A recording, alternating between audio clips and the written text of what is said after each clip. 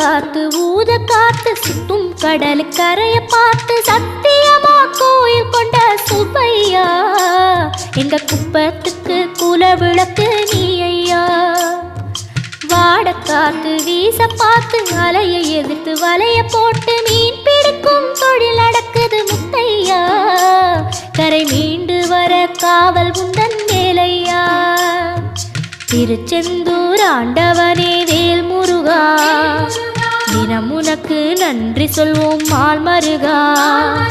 திருவடியில் தவம் இருப்போம் திருமுருகா தீப்பெழுது நலமெனவே வடிவழகா.